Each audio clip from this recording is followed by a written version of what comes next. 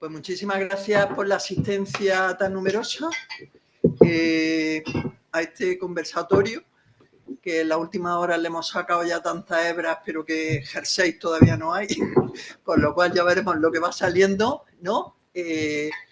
Bueno, es un intento de apertura de conversaciones que fomentamos desde el instituto. Es de agradecer a Débora Godoy, que es la que nos está un poco planteando la posibilidad de hacer este marco de conversaciones para plantear temáticas contemporáneas que afectan al feminismo, pero no solo, evidentemente. Y además hemos tenido la suerte de hacer algo verdaderamente transgeneracional, porque estamos aquí pues como representantes de diferentes momentos de procesos feministas y académicos, y esperamos que el debate sea útil para todo el mundo, ¿no? En realidad, este marco conversatorio se produce también dentro de otro marco, que es la asignatura de historiografía feminista, una asignatura que se articula con lo que Nora Levington, que es la invitada de hoy a la que vamos a saetear a preguntas, trae aquí, que es el conocimiento desde el marco de la epistemología psicoanalítica, el conocimiento del funcionamiento del psiquismo, etcétera, ¿no? Realmente desde la historia, y en particular la historia de las emociones, que es el campo que trabajamos, que trabaja en particular y que desarrollamos en la asignatura de historiografía feminista, en una parte de ella, la subjetividad es un proceso histórico. O sea, no es una realidad naturalizada o anatómica interior, sino que a lo largo de la historia se ha ido produciendo una especie de cristalización de una idea, que es una idea contemporánea con la que la mayoría de la gente trabaja o vive, que es la idea de que existe una subjetividad. La mayoría de la gente la sitúa en el interior. Pero esto es un proceso histórico. No siempre ha sido así, no siempre nos hemos entendido así, sino que el propio desarrollo histórico ha ido produciendo esta idea, ¿no? Por otra parte, también compartimos con Nora y con lo que el psicoanálisis plantea, es que realmente la construcción de subjetividad o el desarrollo de la idea, vamos a hablar de la idea primero, de subjetividad, es un proceso generizado. Es decir, que también el sistema patriarcal ha construido los géneros desde la construcción de los subjetivos. Otra cuestión también es que la subjetividad está construida por los sistemas de poder que nos atraviesan en cada etapa histórica, y en concreto, y es un poco el pretexto de este conversatorio, del sistema apabullante, sistema del que estamos viendo, pues digamos, sus ramificaciones quizá más crueles y más amenazantes, que es el modelo neoliberal en el que estamos y que es un poco el resultado histórico de más de 4 siglos, y que en este momento supone una amenaza mundial a los seres humanos, a los ecosistemas, a las cosas y a la vida misma del planeta, ¿no? En ese sentido, el feminismo comparte con otros sistemas críticos su crítica a este modelo social, ¿no? Y realmente a los efectos que ha tenido, sobre todo en la construcción de la cosificación de eso que llamamos mujeres, y también de la apropiación de las mujeres en muchos momentos históricos y también en el mundo contemporáneo, ¿no? También hemos de pensar que, aunque el poder ha ido funcionando, también la resistencia al poder es paralela a la producción de estas subjetividades. Por lo tanto, vamos a hablar también a lo largo del conversatorio no solo de cómo actúa el poder neoliberal, sino de cómo se le ha ido resistiendo y los efectos que eso también ha tenido en las subjetividades, ¿no? Y sobre todo esto es importante recordar, porque el neoliberalismo no es un destino fatal. Es decir, que podemos resistirle, ¿no? Esto es importante recordarlo en momentos tan conspiratorios como los que vivimos en la actualidad, ¿no? Donde parece que las redes sociales van a determinar desde lo que pensamos sobre la Dana hasta lo que pensamos sobre el futuro del planeta, ¿no? Y recordarnos que es posible cambiar lo que está sucediendo y que es necesario, además, construir metodologías de ese tipo. Es por eso que está aquí Nora Levington, también porque es una persona interdisciplinar de Cuore, que es el mejor sitio desde donde se puede ser algo, ¿no? En el sentido de que siempre le ha interesado abrirse más allá de la epistemología y las metodologías disciplinares, ¿no?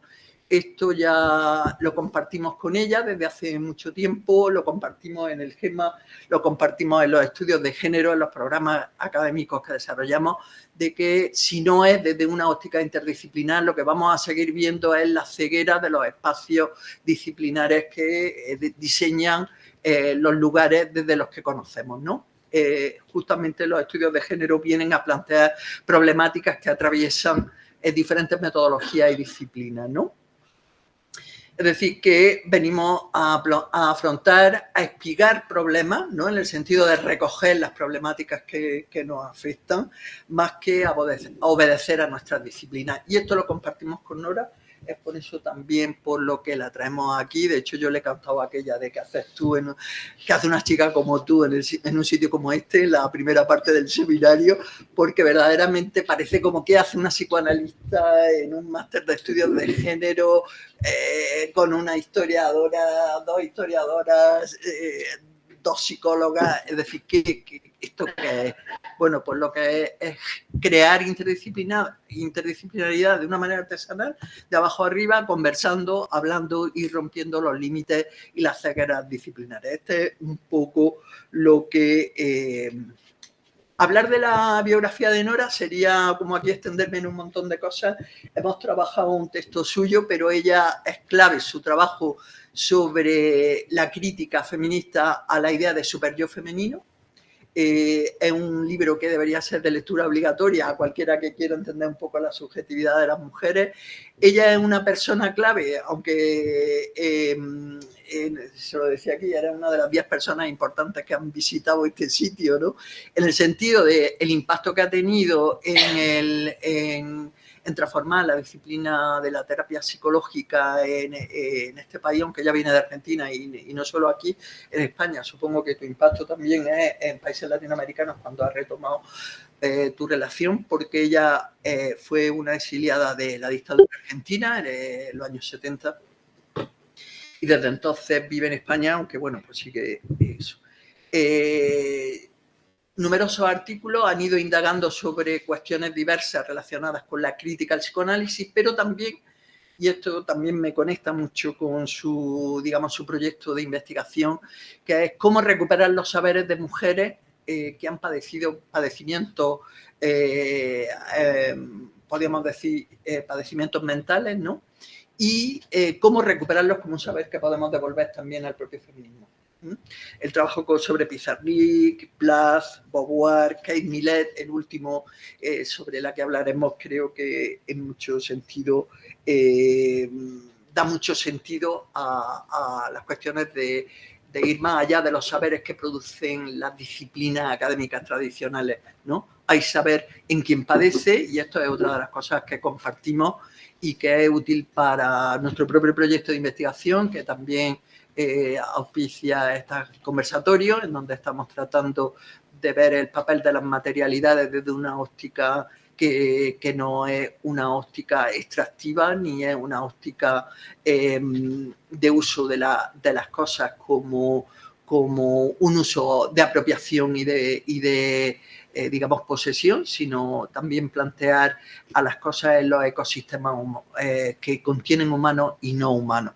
Entonces, en ese sentido, las materialidades también compartimos el interés por el papel de la materialidad en la construcción de los mundos humanos y más allá de los humanos, y devolverle a las cosas un valor para incluso el alivio del sufrimiento y de padecimientos como el duelo, que vamos a después hacer algunas preguntas en este sentido.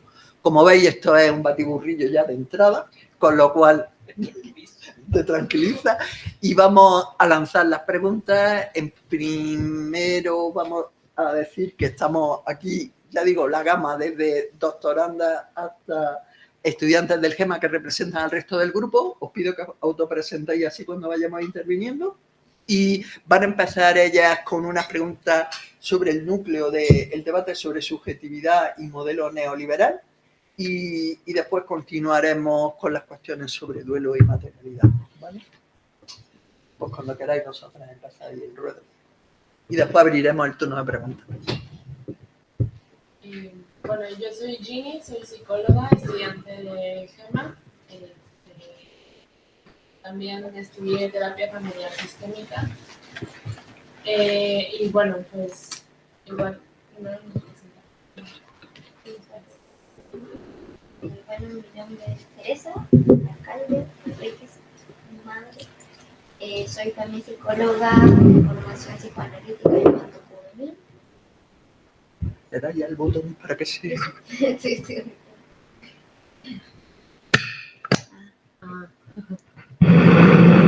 Así ya nos escuchamos. Okay. Justo, bueno, estábamos platicando sobre esta cuestión del trauma, ¿no? Y de cómo se puede ver también, que es muy importante que en el espacio terapéutico se cuidan las narrativas y cómo se trabaja el trauma, no desde un lugar totalmente individual y culpabilizador, sino como también voltear a ver la historia de resistencia y la historia de seguridad, ¿no? O sea, como voltear a ver que el foco está en que la persona es experta en su seguridad. Entonces, platicamos un poco desde este lugar.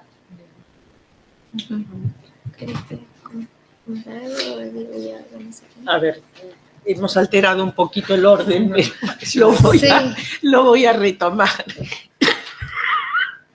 Perdón, porque yo tenía así un pequeño, una breve introducción. Exactamente. En principio quiero agradecer muchísimo a las que han hecho posible que hoy esté aquí. Hace muchos años que yo no volvía a Granada y que ha sido una coartada fenomenal para haber podido regresar y compartir con Rosa nuevamente un espacio de reflexión, de intercambio, de debate, de polémica, de todo, y con mucha riqueza siempre y muy, muy disfrutado. Agradezco a las personas que están hoy aquí presentes y compartiendo. Algunas de ellas están por ahí sentadas, pertenecen a aquella otra etapa en donde yo estuve viviendo muchos años seguidos y bueno, y recién me pude permitir decir que algunas de ellas que ahora están jubiladas las conocí siendo residentes del primera, no me olvido, eso me parece increíble la cantidad de tiempo que puede haber pasado. Bueno, os voy a leer una breve introducción que creo que sirve un poco como declaración de principios, por una parte, y por otro para enmarcar algo de lo que vamos a hablar ahora.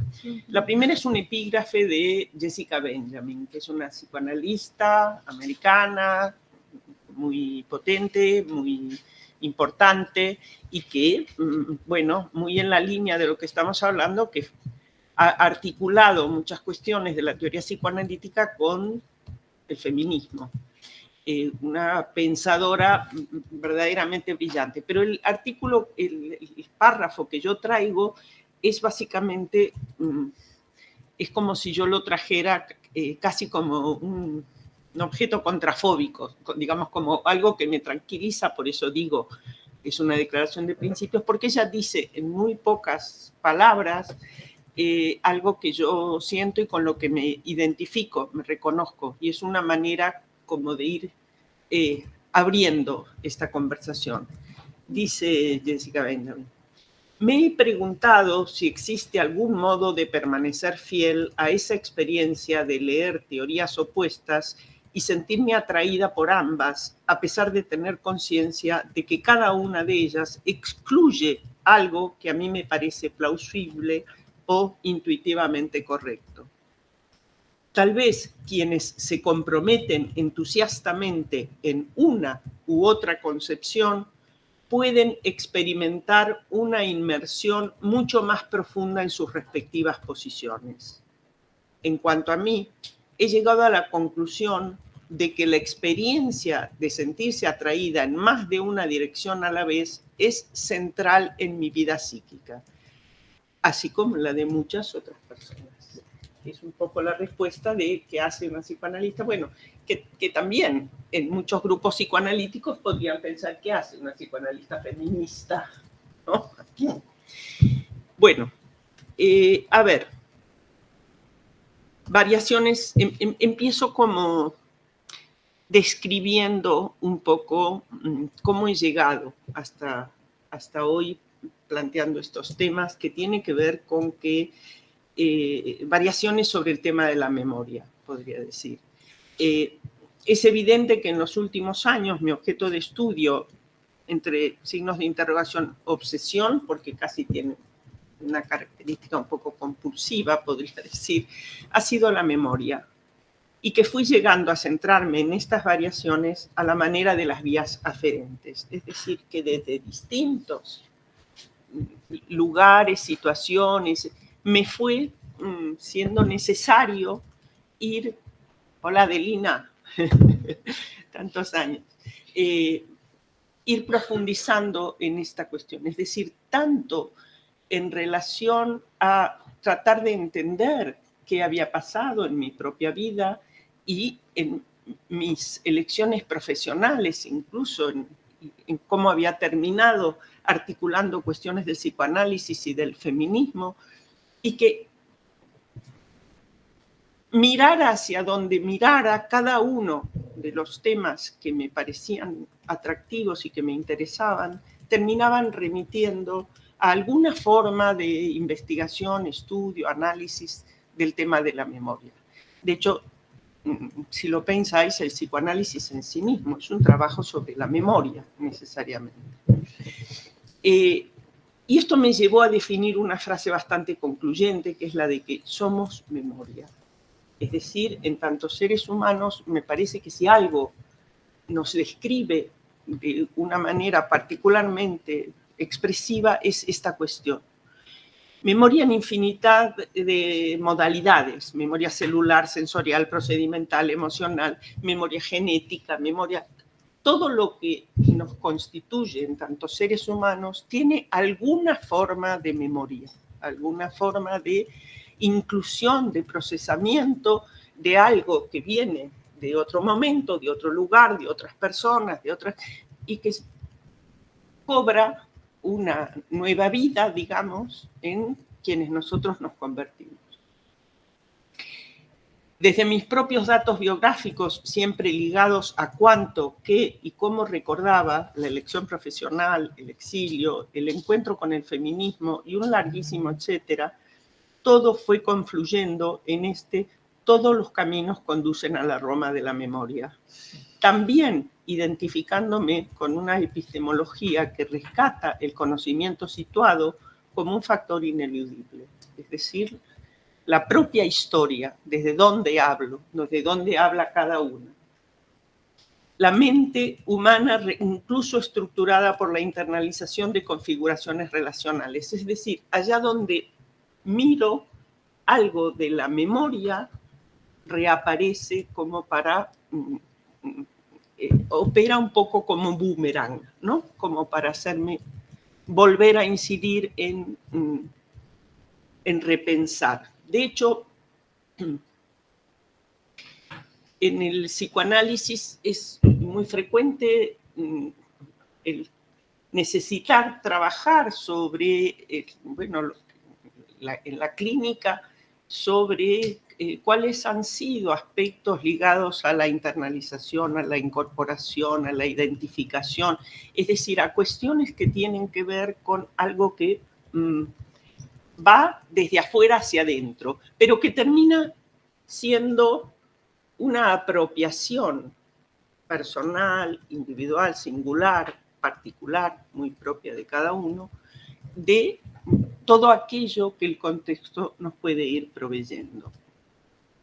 Entonces, toda investigación, todo análisis hace necesario plantearse cómo llegamos hasta aquí.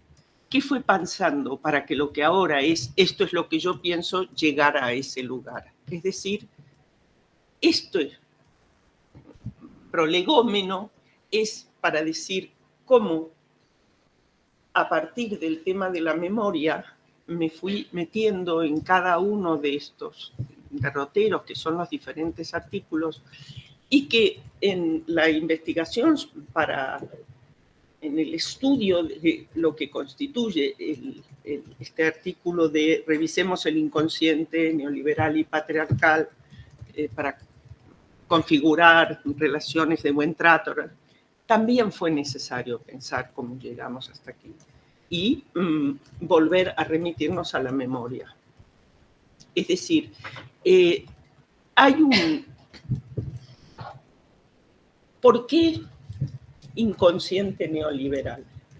Ya entiendo que para los psicoanalistas ad hoc, digamos, no atravesados, ya no solo por el feminismo, sino por alguna otra aproximación a temas de actualidad, les puede parecer verdaderamente herético, ¿no? Esto de el inconsciente neoliberal, porque, claro, cuando de lo que estamos hablando es de qué se nutre, ¿no? Cuando hablamos de nuestra vida inconsciente y de cómo estamos condicionados a partir de la cultura en la que estamos inmersos, es decir, de cómo esa dimensión social va condicionando nuestra experiencia subjetiva, y pensamos, ¿de dónde sale toda esta estimulación que se traduce en mensajes, lecturas, contactos, formas de comunicación, formas... Claro,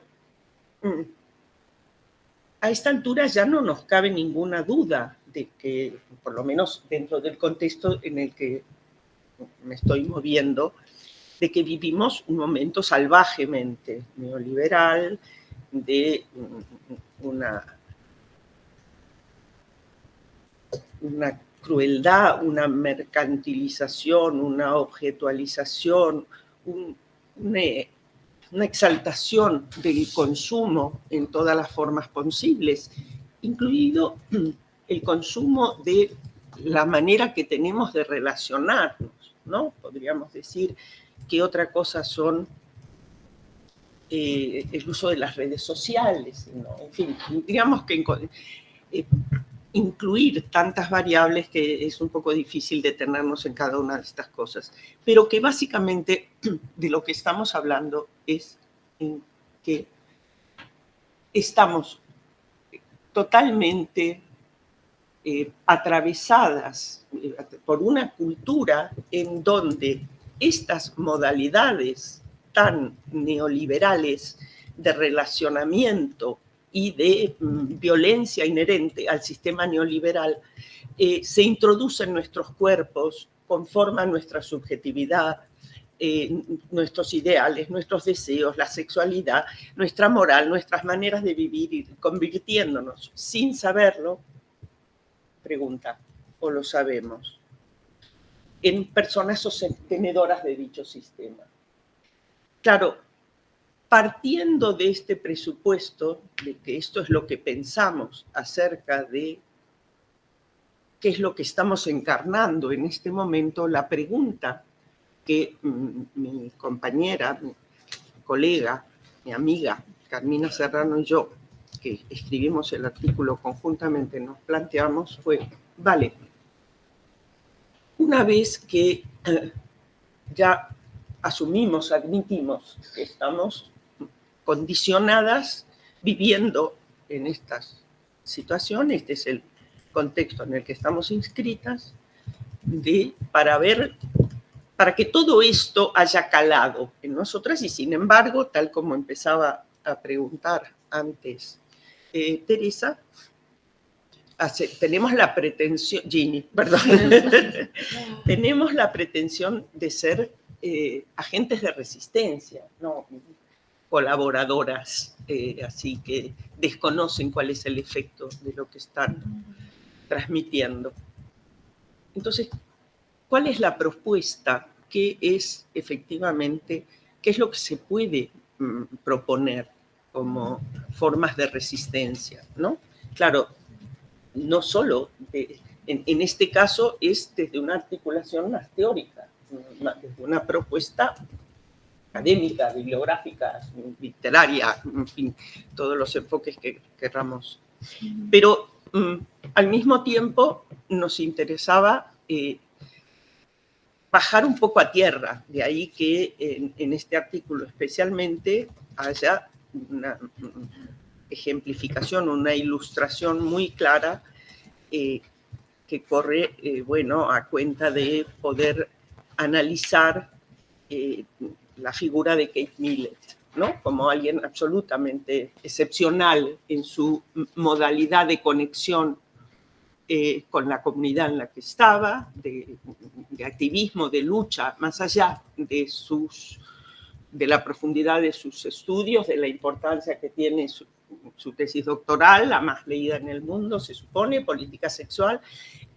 Pero, bueno, la idea era poder encontrar una figura que de alguna manera encarna justamente alguien que puede no solo tomar conciencia de cuáles son las condiciones en las que está viviendo, sino moverse en un activismo en el cual, como dice el párrafo, nada de lo humano le fue ajeno. Le hace alguien que participó de las luchas contra la guerra de Vietnam, que se fue a Irán y fue encarcelada por el Shah y teniendo que intervenir el gobierno americano para que la devolvieran, que se fue a Irlanda y apoyó a los presos de IRA que estaban en huelga de hambre, que luchó contra el ayuntamiento de Nueva York, por lo que ahora conocemos como gentrificación, en donde el barrio en el que ella vivía estaba empezando a querer reconvertirse en un lugar que terminó siendo una activista importante, tiene un libro maravilloso, Viaje al manicomio, contra la violencia psiquiátrica, es decir, una mujer que escribió sobre la prostitución, sobre la tortura. Es como realmente donde casi nada de lo que, como decía Rosa, de las problemáticas ligadas a los seres humanos, a las mujeres especialmente, le fue ajeno. Creó un lugar maravilloso, de una casa donde mujeres artistas podían irse a vivir, en fin, un fenómeno en términos de coherencia ética, ¿no?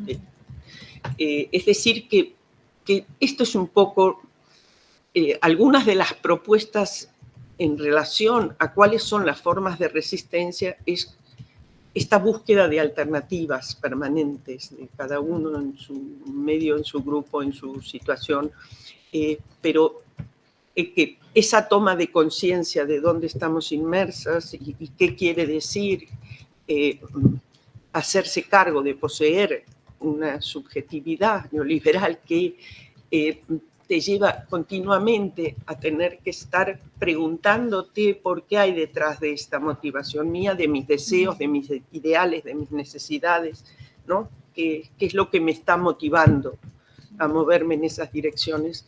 Bueno, también poder ilustrarlo con personas que han podido, claro, efectivamente, no todas somos Kate Millett, pero hay muchos movimientos, mucha gente, ¿no? Intentando buscar estas modalidades de resistencia. Claro que sí. No sé si... En esa línea yo creo que puede ser relevante en este punto como abordar algo que estuvimos conversando sobre como las producciones de subjetividad a propósito de un personaje como Kate Millett, ¿no es cierto? En esta búsqueda también de coherencia. Problematizábamos, por ejemplo, esta idea de que con qué desafíos nos topamos, con algunas compañeras problematizábamos antes, con qué desafíos nos topamos al momento de intentar ser feministas el día de hoy, ¿no es cierto? Como una fragmentación del movimiento, muchas veces donde nadie es suficientemente feminista o nadie es suficientemente coherente como Kate Millett, donde también estamos atravesadas como por un lado por lo mercantil o lo económico y por otro lado por lo político, entonces donde muchas veces podemos convertirnos en consumidoras de feminismo más que en personas que están teniendo una estrategia política detrás de eso necesariamente. Y ahí también surgía esta pregunta como de también los costos de ser una Kate Millett, ¿no es cierto? O sea, esta hipercoherencia que llevaba mucho sufrimiento, donde ella también padeció malestar mental, un diagnóstico de bipolaridad, que también se condice, se podría pensar, mi apuesta es simbólicamente, con esta idea de ella tiene una frase en el texto que es un recorte que hicimos que habla un poco de del lugar de siempre me sentí que te tenía que definir de qué bando era y contra quién estaba, ¿no? Siempre en la lógica de las dicotomías, ¿no? Y cómo se puede producir subjetividades, esta palabra que utilizas tú, que no es formar, es producir, subjetividades en este contexto donde estamos tratando de avanzar hacia la complejidad, alejarnos de esas dicotomías, pero donde también estamos atravesadas por sistemas neoliberales que imponen de cierta forma sobre nosotras esas dicotomías y nos dejan en estos lugares entre, tirando para acá, para allá, como nos decías, ¿no? Sí, yo en la conversación que tuvimos previamente yo comentaba eso, que me parece que hay que rescatar, y también tiene que ver con una conceptualización de Jessica Benjamin, esta cuestión de ese tironeo, esa tensión, la palabra es tensión continua entre, ¿no? La autoafirmación y la necesidad de reconocimiento. Es decir, cómo estamos continuamente buscando formas de balance entre cómo podemos ir, bueno, sintiendo que vamos pudiendo tener cierta coherencia con nuestras elecciones ideológicas o con nuestras... Y al mismo tiempo sabiendo que hay algo de esta expectativa que termina siendo, yo decía, esclavizante, ¿no? Efectivamente, cuando tú decías, bueno, ¿cuáles son los precios que se pagan? Sí, claro, daría para un seminario de varios lustros sobre Kate Millett.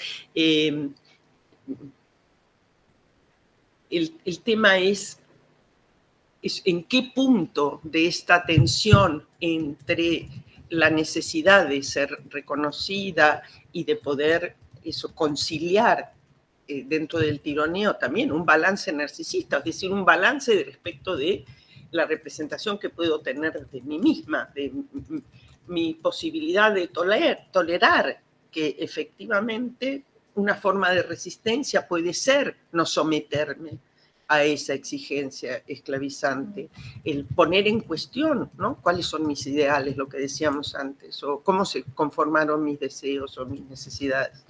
Entonces, creo que acá hay un interjuego dinámico, es decir, la respuesta no es ninguna fórmula, no tenemos una fórmula que además nos conduzca en un lugar unívoco. Este es el camino, esta es la verdad, esta es efectivamente, y parte de lo que hablábamos antes y que me parece que es como de lo más interesante, surgió en torno a que este es un momento muy difícil para la conversación, muy difícil para hablar con las personas en términos generales, porque con nadie coincidimos absolutamente, pero aún con las personas con las que tenemos ciertas coincidencias básicas, todos los matices que nos distancian se transforman en obstáculos insalvables. Es decir, que por una parte estamos con la idea de la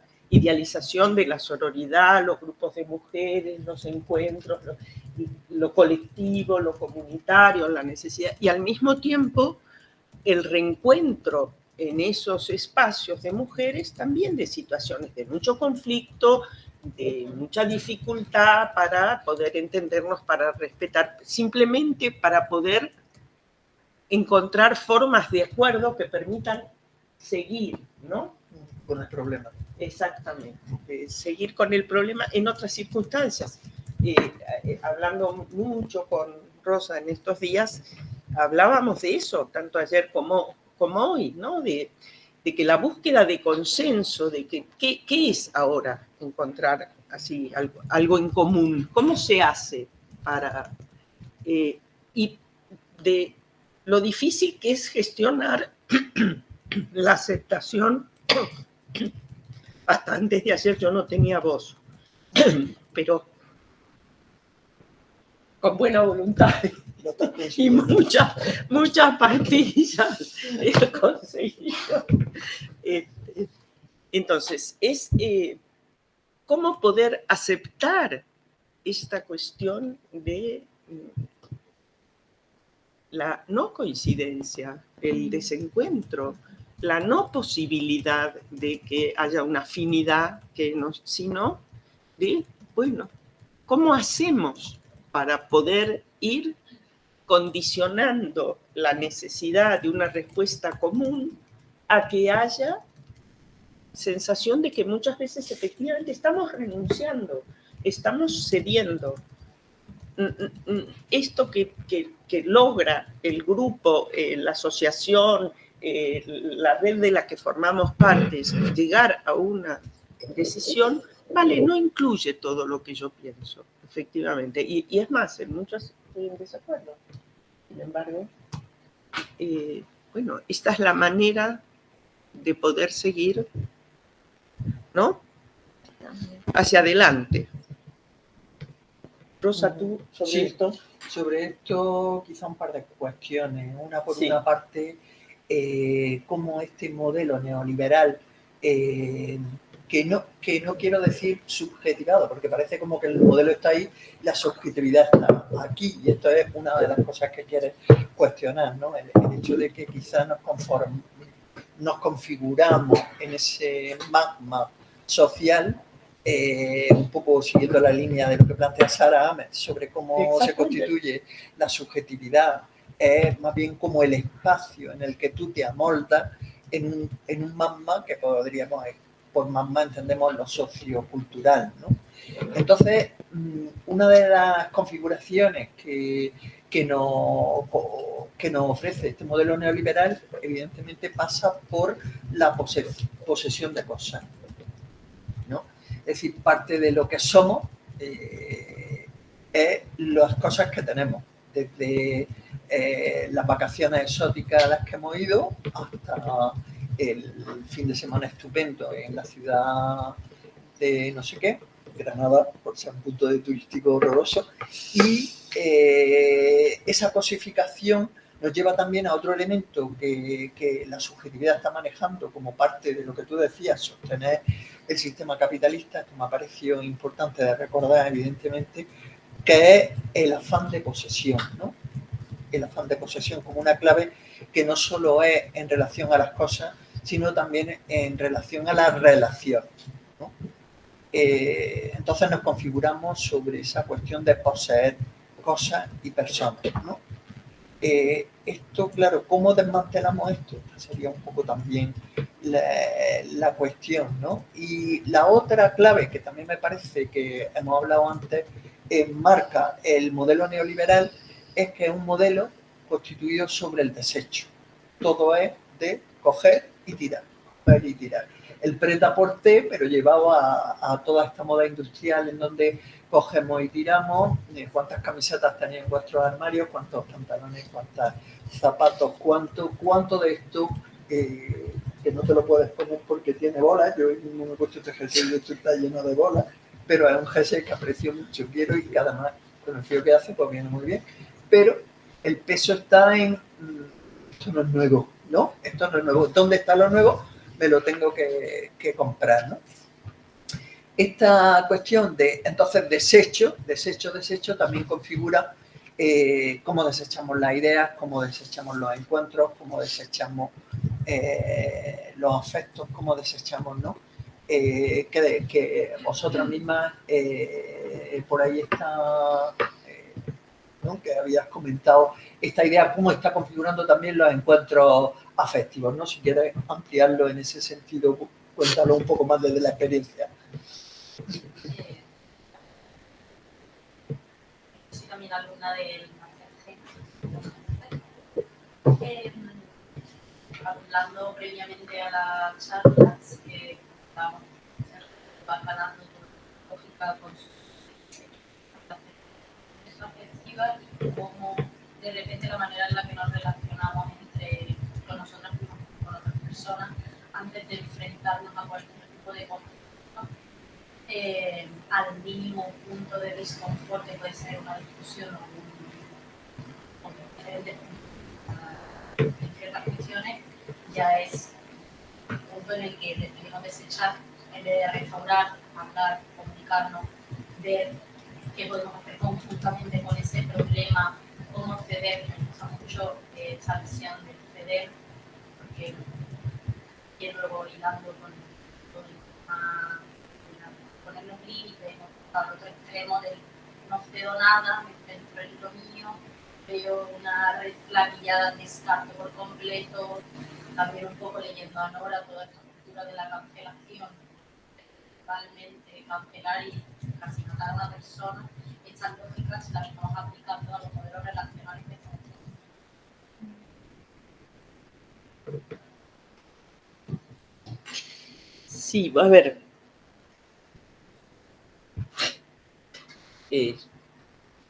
Yo casi siempre apelo a la complejidad que hace que todo sea esto, pero, a ver, porque me gustaría incluir que uno de los problemas que tiene el tema de los desechos, así planteado, es que en lo emocional es muy difícil poder pensarlo como que se sustituye un objeto por el otro. Estamos hablando ya no en el caso de Boli, sino más relacional, que es efectivamente hay una modalidad, tal como lo estabas describiendo, y que efectivamente en la práctica eso es lo que pasa. Se termina, ¿no?, disgregando, desapareciendo. Al mismo tiempo, en ese mundo interno del cual nuestra subjetividad es, quedan todos esos desechos. Antes decíamos, ¿a dónde van a parar todos los desechos? Quedan adentro de uno. Es decir, esa memoria de la que estamos hablando no se desprende de él como si fuera un jersey. Es decir, quedan restos, quedan rencores, quedan amores, quedan anhelos, quedan... Es decir, todos sabemos, ¿no?, qué difícil que es, y acá vamos metiéndonos también con temas de duelo, desprendernos o desmontar vestigios de relaciones, experiencias, vivencias. Esto no es así. Es decir, que es como si coexiste una modalidad donde superficialmente pareciese que es otra cosa, pero que donde subyace, claro que sí, ¿no? El resto, el desecho, el sustrato, podríamos decir, que fue formando ese magma, que tiene que ver. Si sabemos de la importancia fundamental de las experiencias infantiles, los 3 primeros años de vida, ¿cómo no tener en cuenta qué pasa con la novia de la que te separaste hace 3 meses, con la que viviste 5 años, y ya está, ¿no? Entonces conozco a otra, no es así.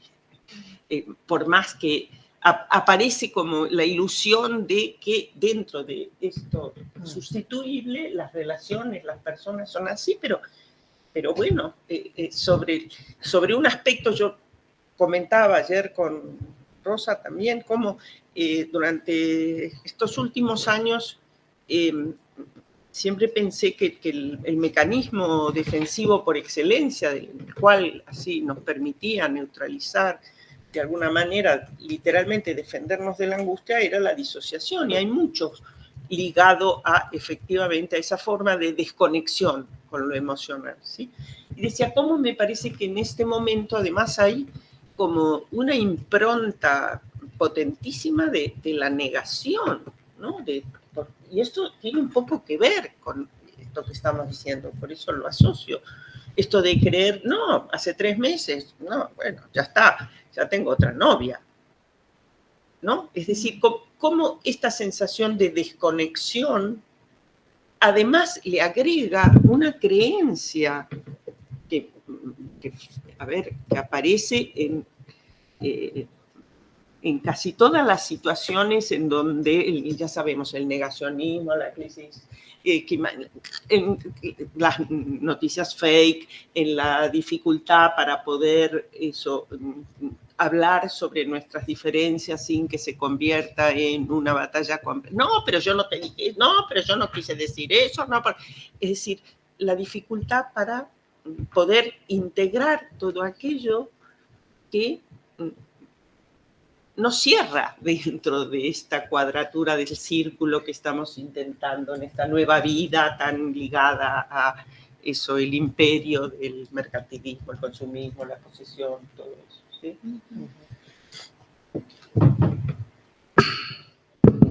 En esta línea, y por introducir también cómo la historia también plantea un lenguaje para pensar los efectos de lo social, William Reddy habla de los regímenes emocionales, no usa una óptica de género para plantearlo, estudia la Revolución Francesa y el impacto que tuvo esa transformación radical social en la emocionalidad, pero hemos estado hablando también de cómo el régimen que quizás lo podemos caricaturizar en la cultura norteamericana de la expresión esta de let's move on, ¿no? O sea, pasar página, que decimos aquí, pasa página y a lo siguiente, cómo eso es un régimen emocional, entendiendo por un régimen emocional aquello que es cargado de valores, explicaciones, ideas y prácticas sociales, configura la caja de herramientas que tenemos para afrontar nuestros problemas, ¿no? Entonces, en cierta forma, lo que estamos hablando es de un régimen acelerado, ¿no? Que propicia como práctica el desecho y que de alguna manera lo que nos está diciendo es que va a haber otro sitio, ¿no? Next, donde todos estos problemas no van a existir y donde todas esas cosas que anhelas pueden estar, ¿no? Dice que lo vayan a estar, pero pueden estar, ¿no? Con lo cual, en realidad, es un régimen que trae la modernidad, que es el régimen de la aceleración, de la rapidez, de tal, frente un poco también al planteamiento que hacéis en el artículo, ¿no? De cómo generar una afectividad patriarcal que tenga que ver, pues, con procesos no patriarcal, es decir, frente a esa como resistencia, el suscitar esos espacios de introspección, ¿no? Un trabajo emocional que tiene que ver con lo individual, pero que también es, como hablábamos antes, tiene que ver con la colectividad, porque esto también es la cuestión que tenemos que rescatar, ¿no? De que esto no es un trabajo terapéutico individual solo, con perdón de las terapeutas, solo, sino que tiene que ser un trabajo también colectivo. Pero cómo poner esto en práctica, ¿no? También es la cuestión, ¿no? Estamos haciendo hoy un ejercicio quizás de una práctica colectiva de pensar estas resistencias afectivas, ¿no? Pero es verdad que nos faltan esos refugios emocionales, esos lugares, ¿no? donde podamos tranquilamente exponer nuestras contradicciones, vulnerabilidades y poder, si no llegar al común divisor, sí al mínimo común múltiplo. No sé si esto sirve Totalmente mucho, pero... Y espacios en donde estemos dispuestas a hacer un ejercicio de tolerancia y de comprensión también hacia las vulnerabilidades de las otras ¿no? Y hacia sus dificultades para llegar al mismo punto. Sí, yo quiero hacer una aclaración respecto de lo que dice Rosa, que recién estuvimos hablando bastante de esto, que a mí me parece que es necesario aclararlo, que hay muchas cuestiones que tienen que ver con las críticas que se puede hacer al modelo individualista de la psicoterapia o del psicoanálisis, creo que están muy ligadas a que es de las actividades más condicionadas por la persona, el profesional que está a cargo, ¿sí? Es decir, que claro, que tienen teorías, pero después está la evolución personal, los rasgos de personalidad, hay muchas cuestiones que están muy ligadas a quién es. Es decir, que en muchos espacios individuales se puede cuestionar, ¿no?, gran parte de todo esto que estamos diciendo y tratar de pensar la psicoterapia como un lugar también de activación de dinámicas ligadas a cómo vivimos en un contexto social, ¿no? Cuáles son nuestras normas, la consideración que tenemos hacia eso, quiénes son los otros, cómo son, la otredad, ¿no? Todo este tema de que creo que es uno de los fundamentales, cómo pensamos la alteridad, quién es el otro, quién es la otra, ¿no? Porque eso pareciera que todos estamos así, por supuesto, totalmente de acuerdo, y si nos metemos en temas más políticos, la inmigración, esto.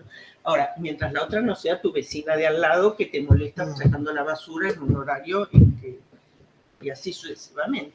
Es decir, parece que la alteridad siempre está mucho más allá que en el contexto de tus relaciones. En esa línea yo creo que puede ser prudente también como compartir algo que conversamos a propósito de ese lugar, ¿no? Mientras te escuchaba pensaba, no necesariamente es lo mismo el encuentro que el vínculo, ¿no? Y lo que tú propones es una apuesta por el vínculo, ese vínculo que acoge, que no necesariamente abraza, pero que acoge y que da espacio a la subjetividad del otro también. Y que cede y que negocia, por decirlo así, o no es solo el encuentro de tolerar, también es el permitir la conversación. Y a propósito de eso individual, yo creo que es muy particular en ese encuentro con la otredad y con esa necesidad que muchas veces se critica a la posición o la visión clínica de las cosas, ¿no? Como si fuese algo muy individual o que excluye a lo colectivo. La diferencia en lo que es como patologizar ciertos elementos, como por ejemplo puede ser la pobreza, que lleva a una serie de vulnerabilidades, o politizar aquello, ¿no? Que eso también habla de una posición desde donde uno se posiciona epistemológicamente al respecto, ¿no? Y creo que ahí compartimos un debate a propósito de esta propuesta, que es como cómo el vínculo permite algo de esa introspección profunda que quizá el simple encuentro no. Totalmente de acuerdo. Sí, sin duda. El punto está muy ligado también a cuáles son las expectativas, ¿no?, que cada uno tiene respecto de lo que ese encuentro puede producir en tu vida. Respecto de todo esto que estamos hablando de la patologización o politización, así como que nuevamente vuelven a ser, bueno, dos modalidades o dos condiciones así en tensión que habría que pensarlas como no excluyentes, por supuesto, ¿no? Habría que pensar que en muchísimas circunstancias estamos hablando de esto y lo otro, ¿sí? Es muy difícil separar. En una que me parece que es muy pertinente, Hace unas semanas estuve en un tribunal de tesis, así online, en la Argentina, que una tesis súper interesante sobre los imaginarios profesionales de salud mental que trabajan con niñas de, creo que era entre 7 y 11 años, fuera de la capital de Buenos Aires, en una zona así, con mucha pobreza, mucha población dentro de estas niñas de embarazos infantiles, juveniles, abortos, por supuesto, abuso, en fin, condiciones realmente muy complejas. Y claro, había una parte muy interesante dentro de la tesis en que tomaban por eso mucho de Foucault, de Castoriadis, de todos eso. Bueno, los grandes pensadores que han tratado también de pensar en lo social con, bueno, alguna escucha así de los factores emocionales también, en donde la doctoranda escribía como en las conversaciones con los profesionales, cuando iba a hablar con los psiquiatras y psicólogos que atendían, y a ver, bueno, cuáles eran sus creencias, es decir, cómo estaban armados estos imaginarios, ¿no? Que recibían después estas demandas dentro de sus servicios. Y ella mencionaba con qué frecuencia se repetía este comentario sobre, bueno, es que, claro, es un caso social, y el hecho de ser un caso social significaba que se esperaba que los trabajadores sociales se ocuparan más de ello, ¿no? Y como si hubiera una especie de línea divisoria entre la patología y lo social en situaciones absolutamente donde todo está, claro que sí, condicionado. Justo en las preguntas que aquí había aparecido, justamente alguien, ya no sé de qué grupo, preguntaba sobre lo de Kate Millett, los personales políticos. Te lo iba a preguntar. Bueno, justamente, yo repito en mi idealización de su figura, que con cuánta anticipación ella describe claramente esto de lo que estamos hablando. Es decir, que lo personal deriva, es definido, es condicionado por ese contexto. Es político en tanto el lugar en el que tú estás inmerso va a facilitar, limitar o propiciar determinadas condiciones o circunstancias. Esto es así. Y tal como decíamos antes, por una parte, efectivamente, nuestros capilares están, y después cada una de nosotras somos también quienes, por eso la pregunta de si somos sostenedoras del sistema, ¿no? Después interactuamos y volvemos a ser circular parte de todo esto. La idea de la resistencia es cómo detener esa complicidad, ¿no? Cómo ir generando barreras que posibiliten actitudes diferentes, modalidades, pero que esto es una continua retroalimentación, como cuando la gente dice, es que la cultura, como si estuviera nosotros fuera, somos, ¿no? Sí. Ahora que menciona a Kate Millett, voy a ampliar esto porque además tú querías que entrar en esta cuestión, ¿no? Sí. En realidad el feminismo lo que estaba planteando y con su protagonista es un aumento del campo de conciencia, ¿no? Es decir, es salirse de la idea de que la subjetividad hay un mundo en el que lo que estamos es tratando de ser más conscientes sobre el mundo, y esto es una tarea inacabada porque realmente cada época tiene sus retos y cada persona tiene también los suyos, ¿no? En cuanto a la creación de la conciencia, pero ella ilumina en su vida ciertos aspectos. Uno, por una parte, la cuestión de la moral burguesa, ¿no? De esa denuncia al modelo que representa en la forma de vida de la heteronormatividad, pero también el miedo a ser juzgada por otras mujeres. Y este es un tema que el feminismo muchas veces elude de más, ¿no? Y que sería fundamental también para entender las relaciones colectivas entre mujeres, ¿no? No sé si crees que la figura de Kate Miller nos ayuda a empujar la conciencia sobre ese tema o... Sí, a ver, ella es una persona absolutamente, a ver, consciente, diría yo, que refleja en sus escritos, que como digo son totalmente libros autobiográficos y con un relato pormenorizado de cuestiones de su vida.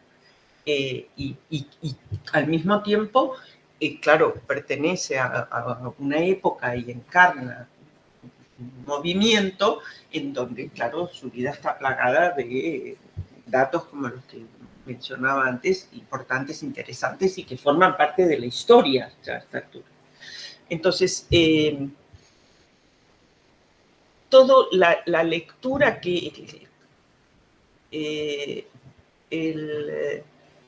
el episodio, voy a tomar uno solo, el episodio en donde ella, una de las crisis, de las tantas crisis dentro del movimiento feminista, estuvo ligado al momento en donde ella es, que siempre se había mostrado, había hecho público su matrimonio, se suponía que era una mujer heterosexual, que era un marido japonés, en fin, pero que paralelamente había tenido historias con otras mujeres muchos años.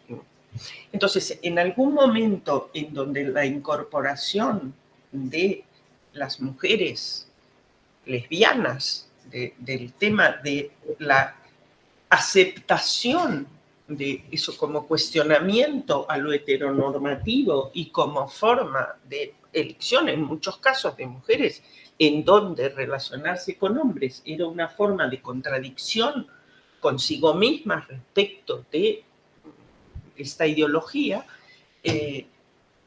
ella empieza a sentirse presionada para reconocer públicamente que tiene relaciones con mujeres, que es lesbiana y que, claro, y al mismo tiempo ella siente que, por una parte, aceptarlo públicamente es casus belli absoluto, tanto en términos de su militancia política como en términos personales, de su madre, que es una irlandesa católica súper estricta. Que lo último, que voy a leer solo una frasecita en donde dice, todavía, ella,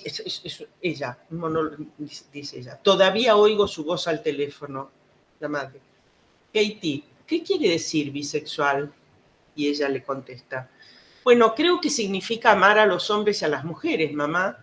La madre contesta, ¡qué horror! Ella dice, ¿qué hay de malo en ello, mamá? La madre, fue la primera vez que me enfrenté.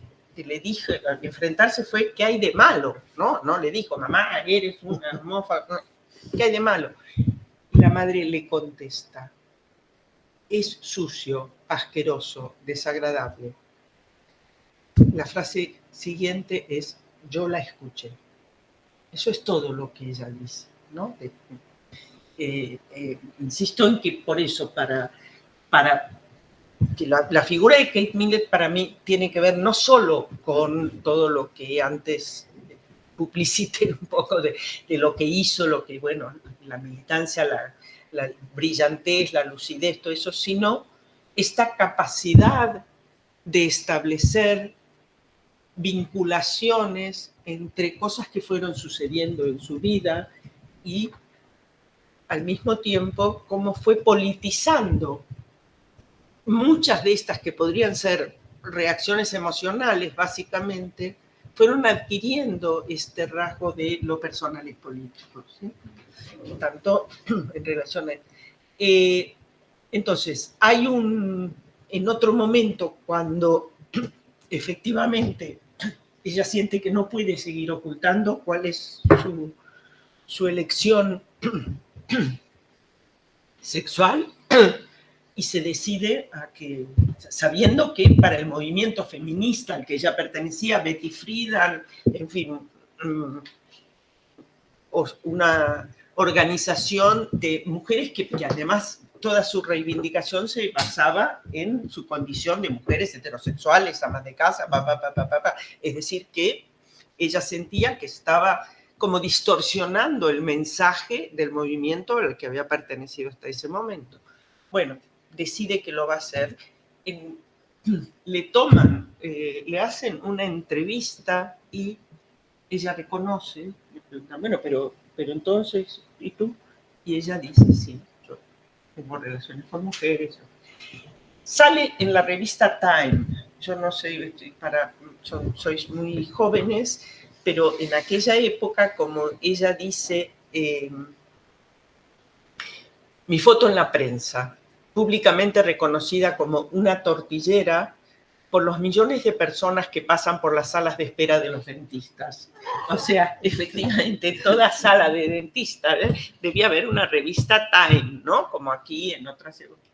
Que dice, una lesbiana en 93 idiomas.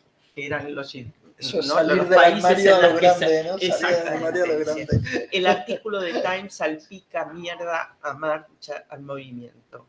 Me transforma en un garrote útil para pegar a las demás mujeres. Es decir, por eso digo, en respecto de tu pregunta específicamente, es la conciencia que ella tiene de lo difícil que es mantener un vínculo mínimamente saneado con el resto de las mujeres con las que ya tenía muchas dificultades porque se la acusaba de protagonismo, de ser excesivamente, efectivamente, es una persona muy brillante, muy conocida, profesora de Berkeley, profesora, me refiero, y que con mucha capacidad de contacto. Entonces, era como si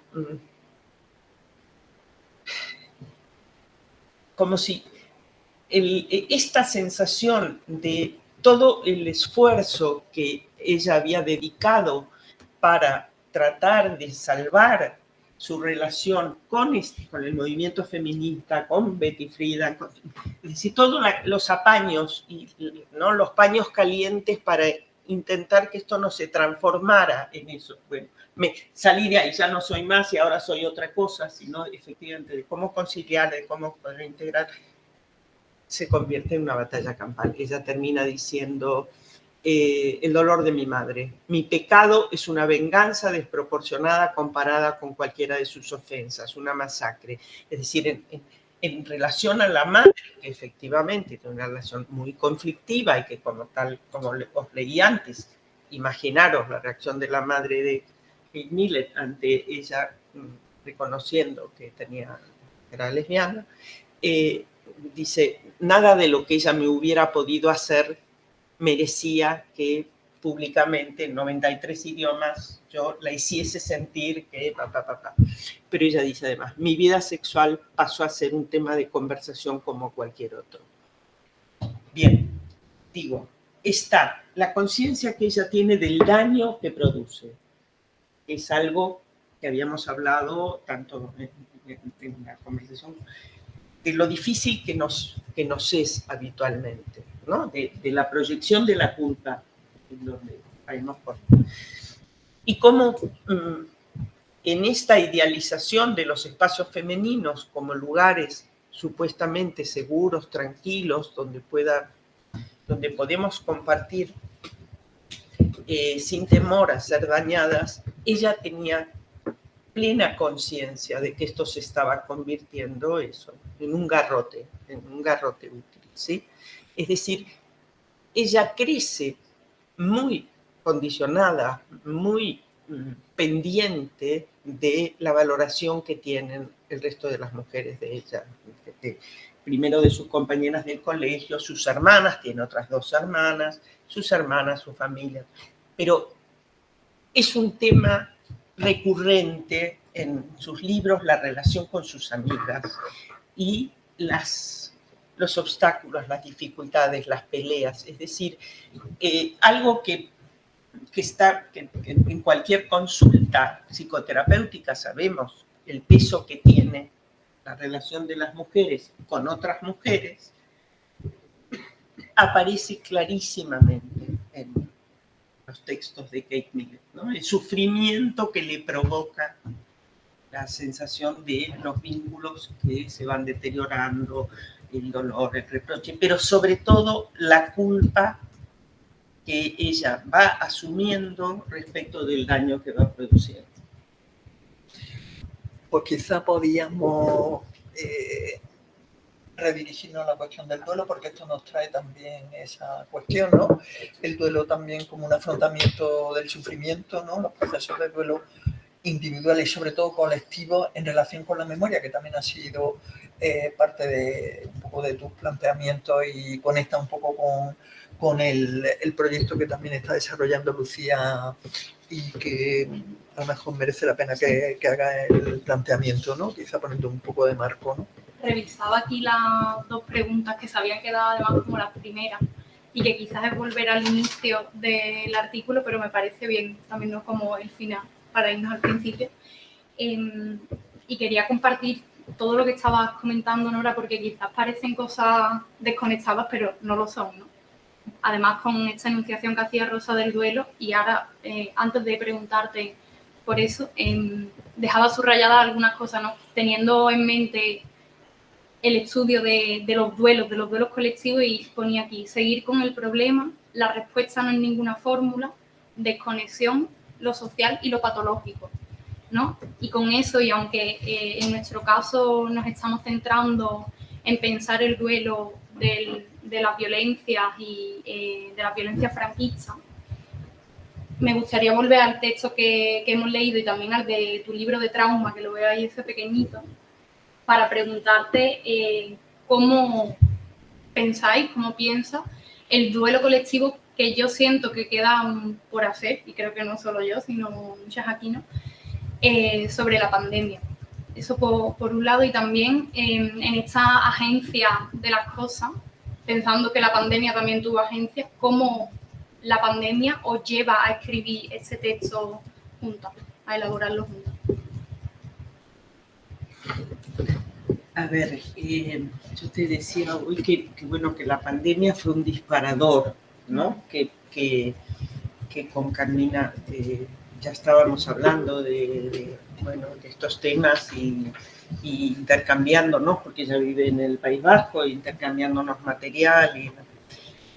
Pero claro, fue un activador importante de emociones ligadas también efectivamente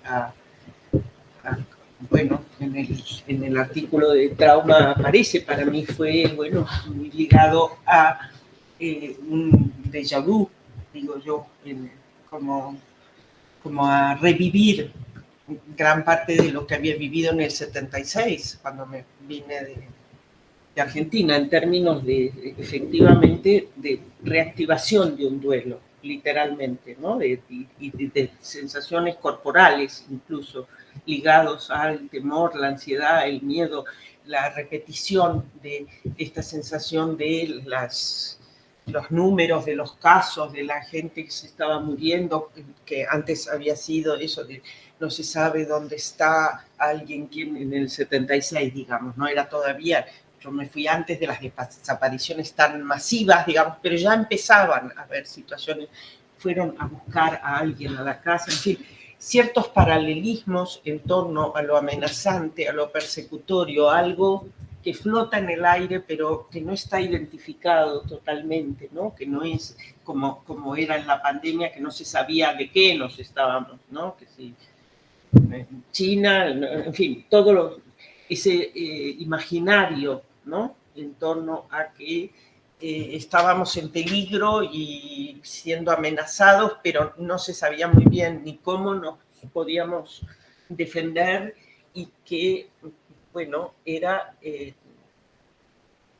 angustiante. Es decir, a mí me hizo revivir esas situaciones ligadas a eso, a la incomodidad, a la angustia, el malestar. Entonces todo esto creo que facilitó también poder escribir, ¿no?, artículos. Entonces, y a pensar en la pandemia como el fin de una etapa en donde esta negación masiva de en qué condiciones estábamos abusando justamente del consumo del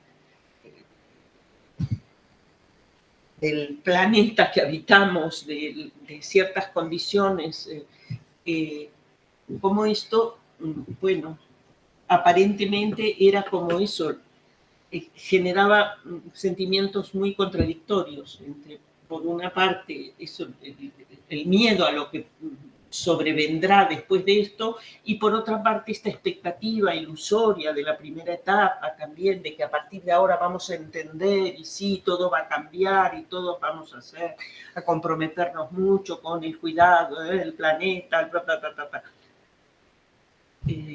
Entonces, bueno, sí, tuvo mucho que ver.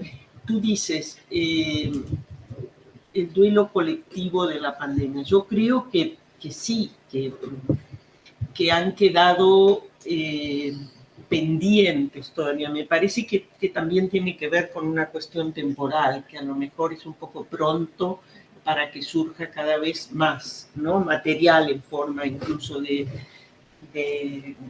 escritos, películas, distintos tipos de formas de elaboración de qué nos fue, qué nos pasó, pero que ahí hay algo que queda como un agujero, ¿no? Efectivamente, un agujero negro, y que bueno, me da la sensación de que se evita bastante ahora hablar de qué pasó, y sobre todo de esto que estamos diciendo, del duelo por esas expectativas de que algo fuera muy diferente.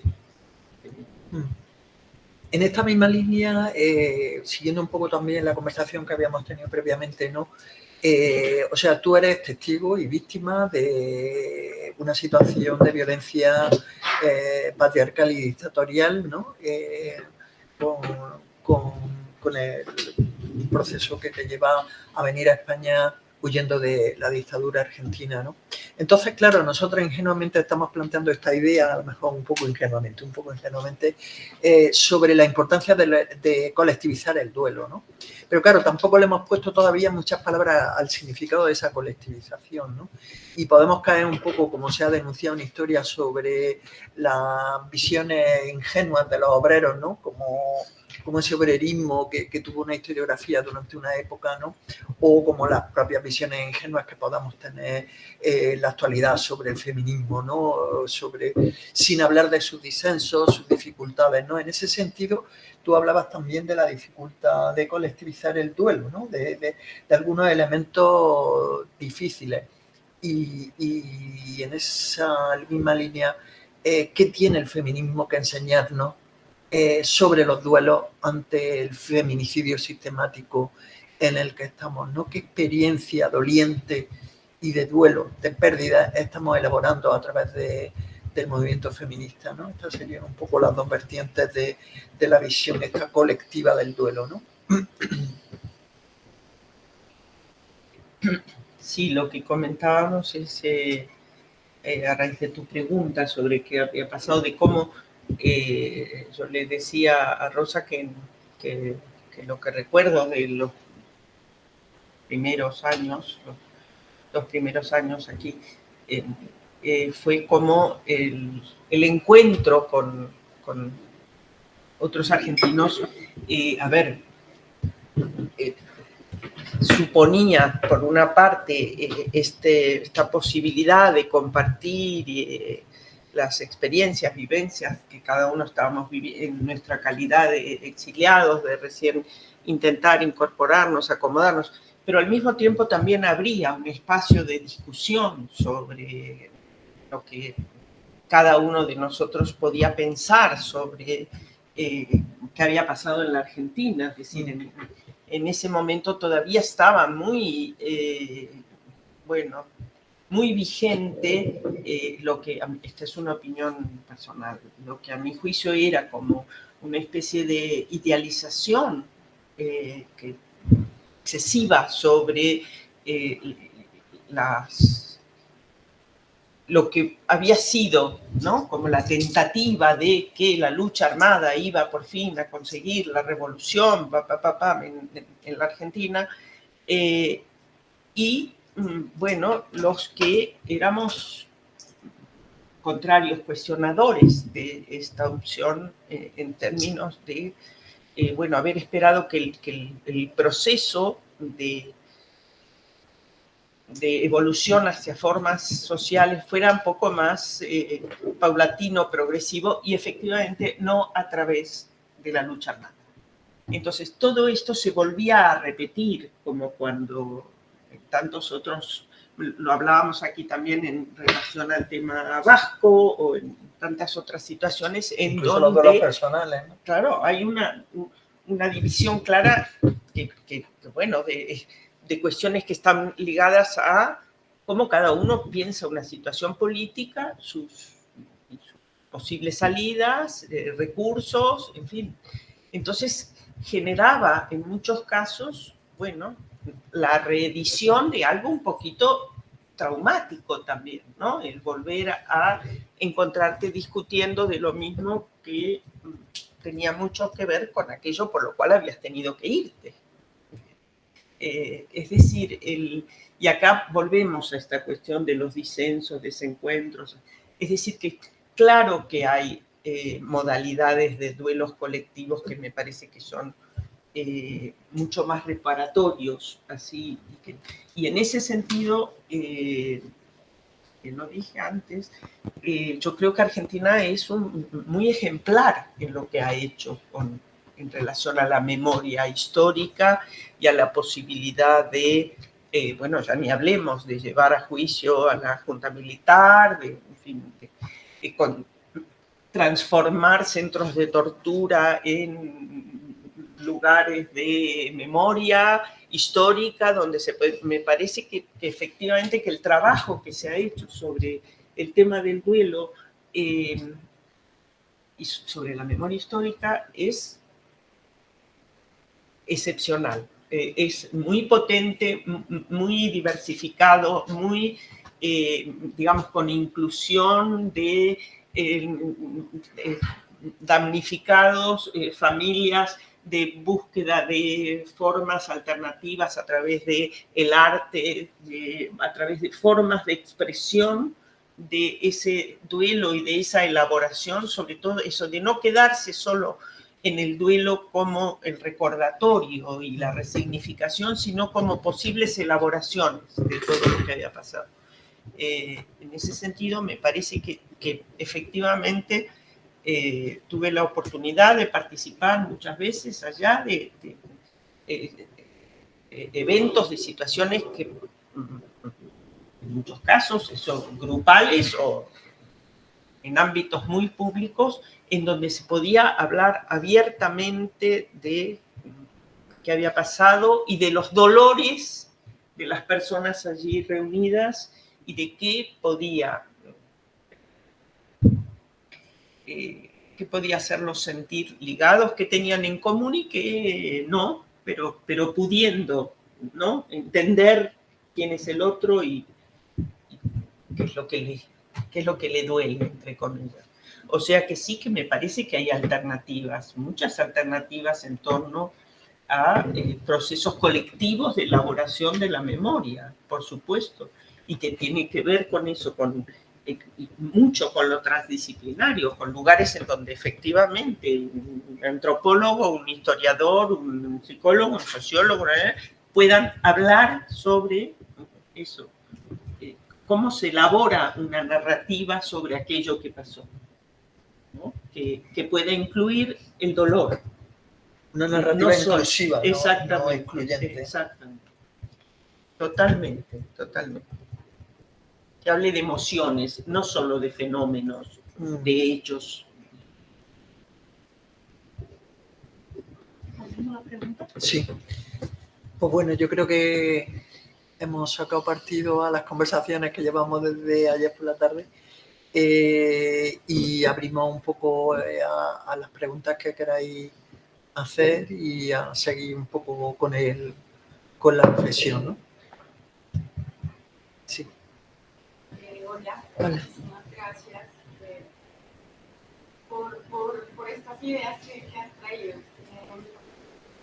Tengo una pregunta poco de algunas cosas que se han dicho sobre la reconfiguración emocional. Me gustaría escucharte un poco sobre cómo esa reconfiguración emocional puede desembocar en reconfiguración del deseo. Deseo que está dado justamente no solamente en estas dinámicas neoliberales, sino en espacios específicos donde ocurren otras cosas. Yo soy colombiana, estudio el género en la guerra de Colombia y me he dado cuenta de que las personas víctimas que yo trabajo, víctimas y sobrevivientes, me dicen, hey, yo he cambiado mis emociones. ¿Sí? Yo el miedo ya no lo siento igual desde que pasó X cosa. Entonces se reconfigura una emoción en función de esta tensión del conflicto armado, pero en medio de mi estudio me doy cuenta yo también que se reconfigura el deseo. Y que no es solamente por unas presiones externas, liberales, capitalistas, fascistas, sino también por otras cosas que suceden justamente en el ámbito interrelacional, ¿no? En lo que ocurre en la relación con otras personas, en la relación con el cuerpo, en la relación con el contexto que cambia, que me desplazaron, que me sacaron de mi lugar, con esta relación con el no lugar también. Y me quedan muchas preguntas alrededor de eso, ¿no? De qué pasa con el deseo cuando nosotros estamos hablando de estos lugares de tensión. A ver, no me queda claro por qué te parece que en lo que estábamos hablando no estaba incluido el deseo.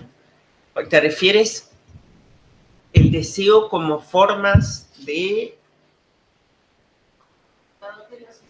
Por eso digo, pero ¿por qué te parece que no había aparecido? No me queda... al contrario. Que está ahí, pero sí. Me gustaría escuchar. Por supuesto, yo creo que, claro, dentro de estas dinámicas de resignificación y de todo, se moviliza esta posibilidad de generar nuevos deseos también.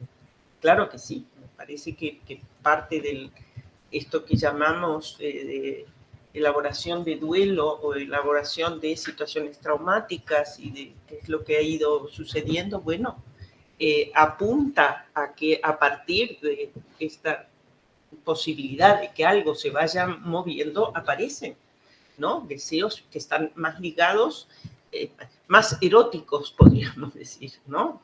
Menos, bueno, condicionados por lo tanático, menos condicionados por la sensación postraumática, ¿no? De venganza, ira, te refieres a eso, ¿no? ¿Sí? Con tanático te refieres venganza, ira... Venganza, ira y eso, y sensación autodestructiva, en fin, todo lo que, la sintomatología que también rodea todo el tema del trauma, ¿no? Es decir, que sí, que claro, los deseos de pertenencia, de poder volver a... llevar una vida... no sabía, volver a generar proyectos, a tener ilusiones, a volver, o sea, las formas más variadas de consolidación de nuevos deseos. También sí creo que, por supuesto, que claro, de eso se trata, ¿no? Eso es lo que estamos intentando poder ir activar, poder incentivar, ¿no? Poder promover, moverse de un lugar de repetición a la generación de nuevos deseos. Quería apuntar simplemente por si he hecho suma.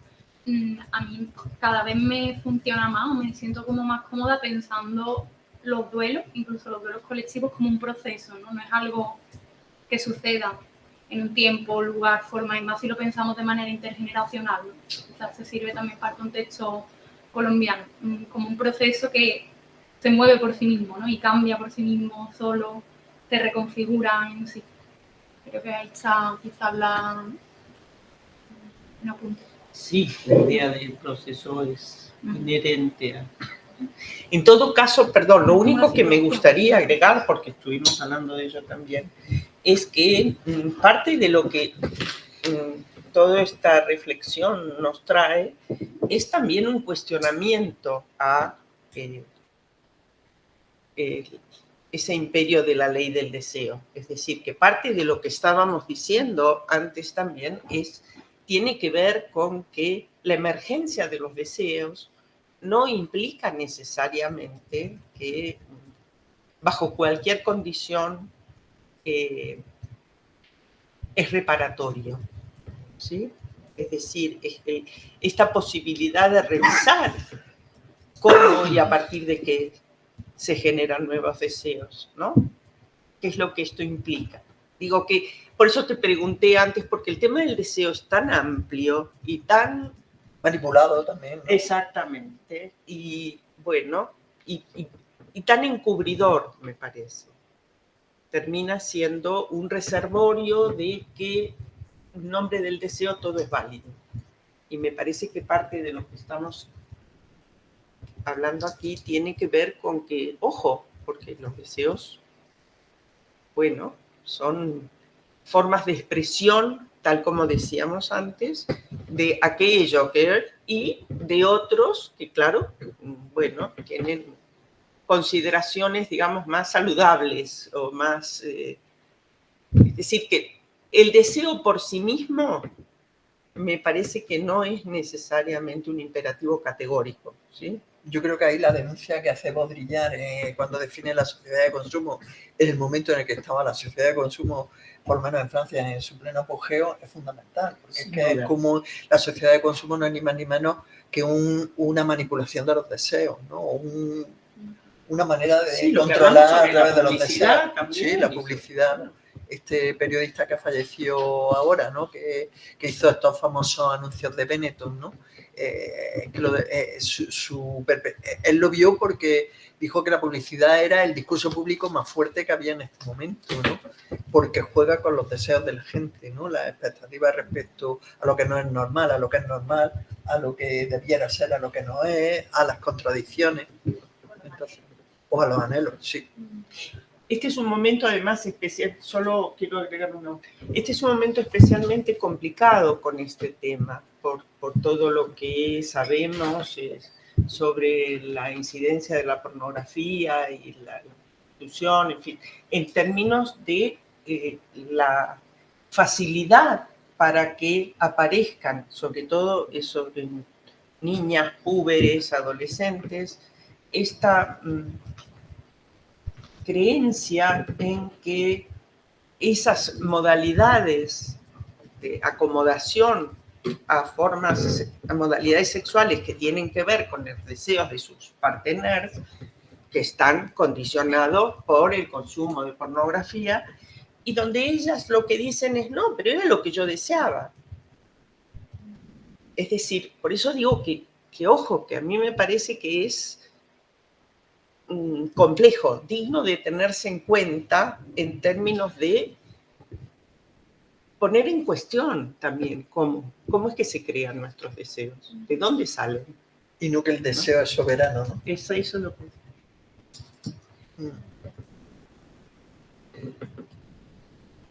Sí. Hola.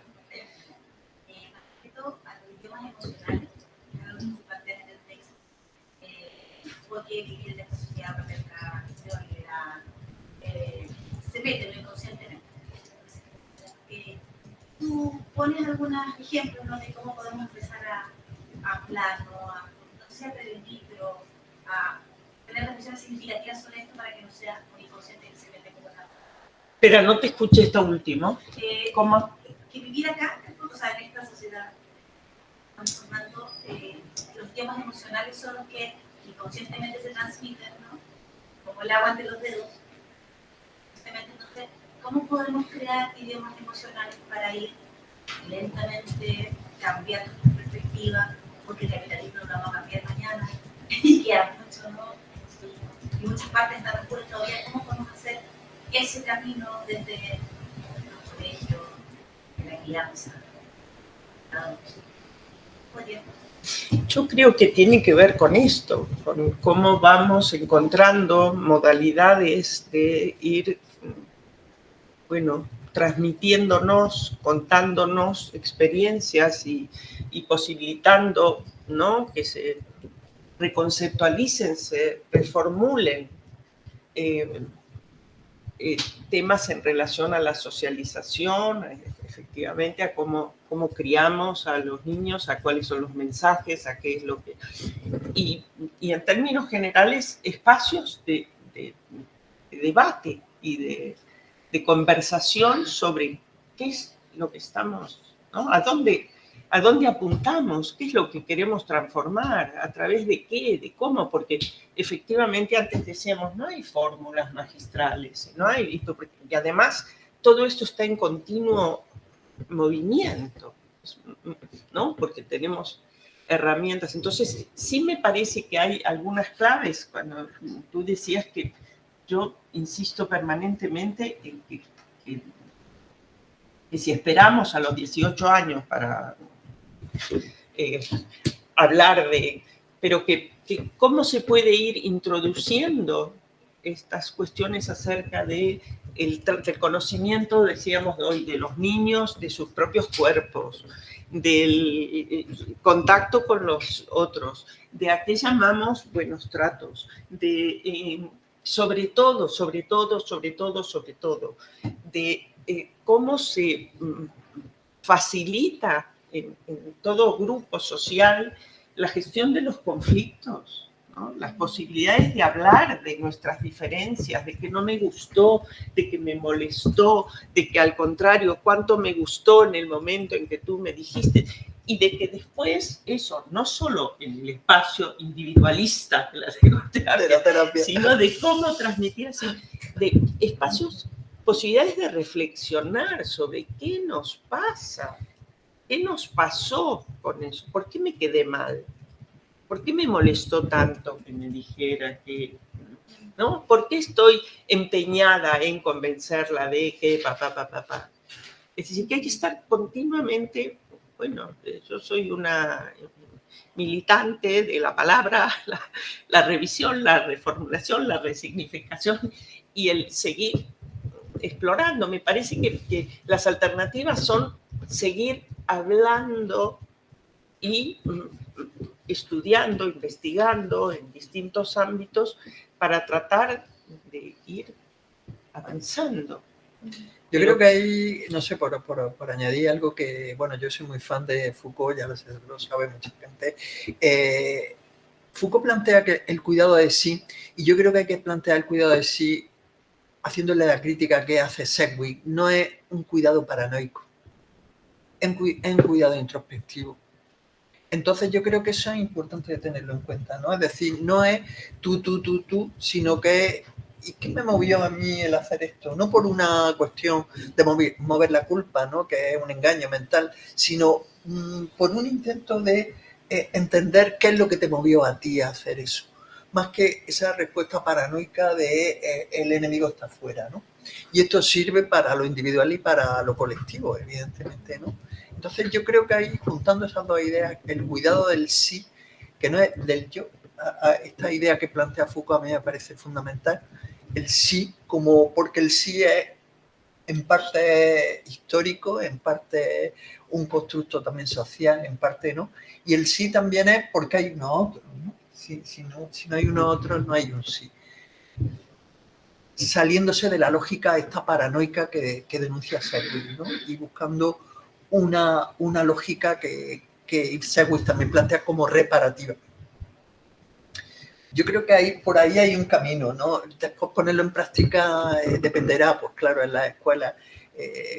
¿Cómo no hablamos de franquismo, no? Hace poco, ayer, me pareció antes de ayer, un artículo en el diario sobre los problemas que hay en España de cómo no llega la idea de lo que significó la dictadura franquista a la escuela, porque se deja en los programas. Es decir, ¿qué prioriza en el programa? Es que yo a mí me he dicho, este año hablo de franquismo en el grado.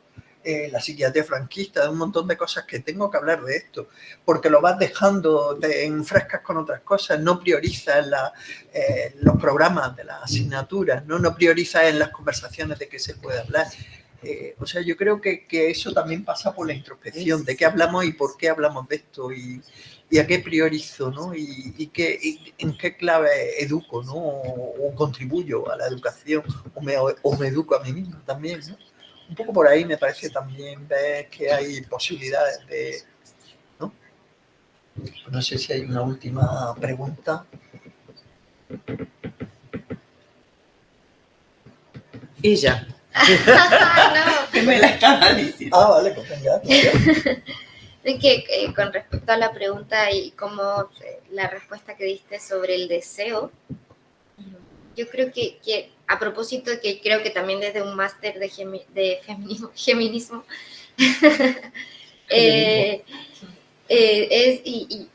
a quienes convocan hoy día acá, casos que están moviendo, movilizando, ejemplificando también como jurídicamente cómo se estructura nuestro sistema, como el de Giselle Pelicot, o lo que se abrió ahora con estos 70.000 hombres que encontraron en Alemania pertenecientes a un Instagram donde compartían estrategias de violación, básicamente, o el caso de esta estadounidense que tenía un OnlyFans, que hizo esta prueba de follar con 100 hombres en un solo día. Que son casos muy extremos, ¿no es cierto?, de esta violencia, pero también de esta pregunta que hacías sobre el deseo. Yo creo preguntarte ahí como, ¿qué piensas también como sobre la generización del deseo? Yo me hago esa pregunta porque también es algo que ha surgido en algunas discusiones en el GEMA de primer año, esta pregunta de qué podría llevar a desear el tener relaciones sexuales donde no hay un otro tampoco, donde el otro duerme, el otro está... o consumición química. Claro, que no hay una respuesta. Es una construcción del deseo que llama la atención de todas maneras. Y del mismo modo esto otro, ¿no? Una chica que describe una violación masiva, que habla de disociarse, pero que se cuestiona y hay todo un debate en la línea en la lógica de es que lo consintió, lo buscó, pero también ahí yo me pregunto, o sea, me hago la pregunta a propósito de cómo el deseo es algo bastante efímero en ocasiones y también el consentimiento es algo que puede cambiar en el mismo proceso, ¿no? No porque tú te inscribas a algo en el minuto en que lo estás sufriendo no puedes detener la situación. Entonces, creo que hay preguntarte como qué piensas a propósito de eso, también existe una posibilidad de pensar el deseo como algo generalizado. Sí, claro que sí. Yo creo que a ver, más que de pensarlo, es cómo va transcurriendo, ¿no? Porque está condicionado a tus vivencias, a tus experiencias como niña, como niño, como niña, ¿no? En ese sentido, pero me parece que sí, que claro que sí, que está. Pero que el tema, insisto, el tema del deseo me parece que es tan complejo, ¿no? En términos de todo lo que encierra, de que me parece que termina siendo una bolsa de caja negra. Es decir, porque en el caso de esta chica que tú decías, de OnlyFans, ¿deseo de qué? Porque no es deseo de follar con 100 hombres 3 minutos por no sé qué. ¿Es deseo de qué? De exhibición, de el desafío narcisista de que hice lo que y me convierte en... Es decir, por eso digo que habrá que poder discriminar de qué estamos hablando. Me da la sensación de que cualquier cosa es deseo, ¿sí? Yo decía, a raíz de una pregunta de la desconexión emocional, la verdad que nos han quedado un montón de... yo decía que en los últimos años yo siempre había privilegiado el tema de la disociación, la desconexión, ¿verdad? Y que en muchos aspectos me parece que habría que... Bueno, que ahora lo que pienso que hay momentos en que más que una desconexión, por ejemplo, me refiero a los hombres abusadores, a los padres abusadores de niñas, ¿no? Digo, más que una desconexión de que es un hombre que no tiene asumida la paternidad, es un hombre que está hiperconectado con ese, entre signos de interrogación, deseo, es el deseo de, ¿no? ¿Qué es una pulsión en bruto, ¿no? ¿Qué le despierta esa criatura, ¿no? Que no puede moderar. Algo que evidentemente no ha estado inscrito en él, ¿no? Hay una forma de la represión que supuestamente hace que un hombre crezca con la idea de que sus hijas no forman parte del círculo de los objetos sexuales elegibles y que en él no se ha constituido como un dique, ¿no? Este hombre es capaz de... Pero entonces, ¿a qué llamamos deseo a esta altura?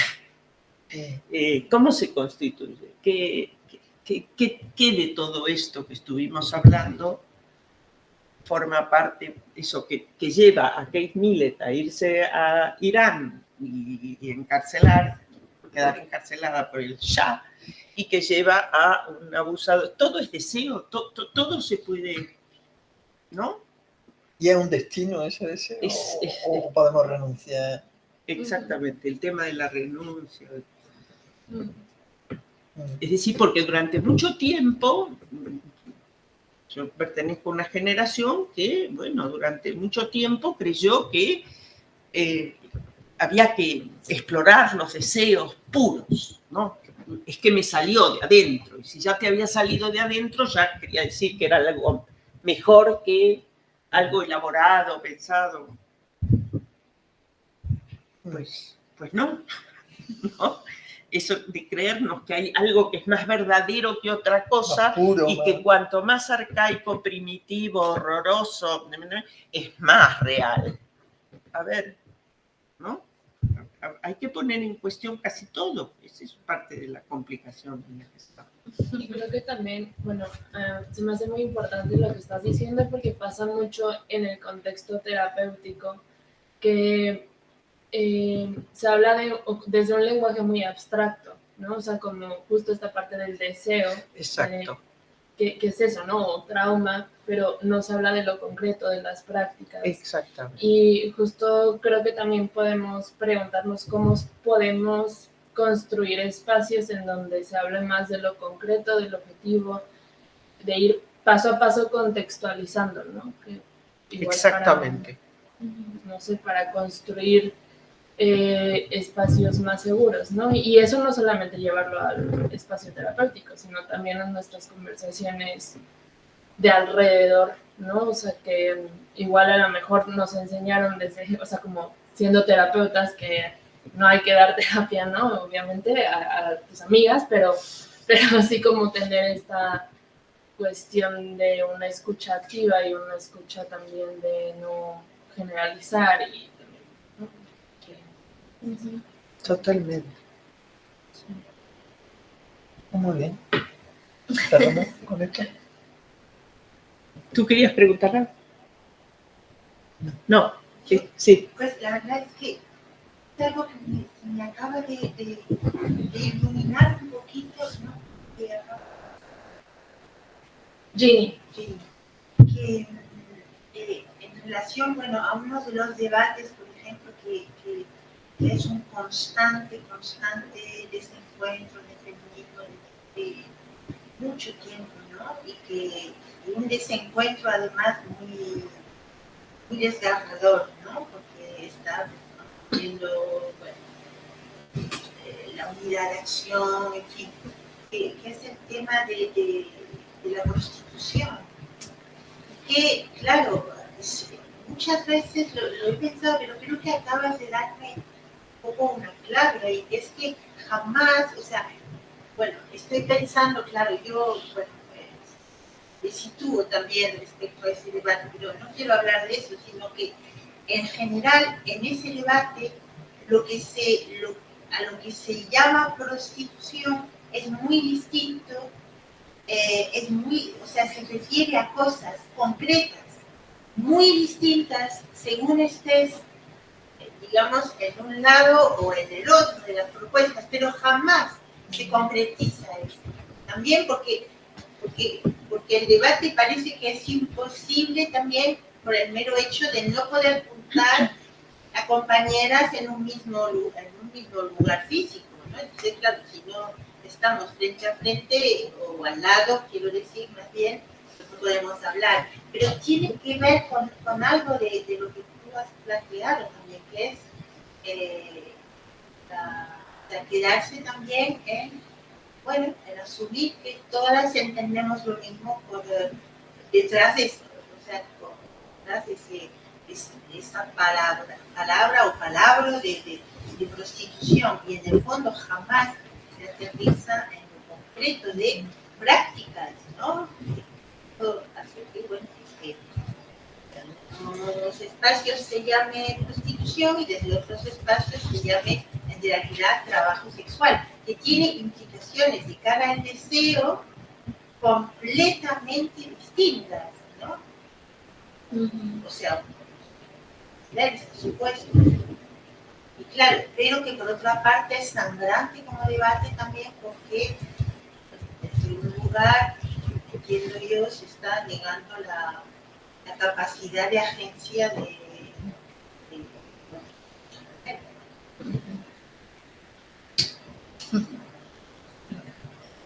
Así que muchas gracias. Bueno, y gracias a todas. La verdad es que ha sido una tarde súper interesante.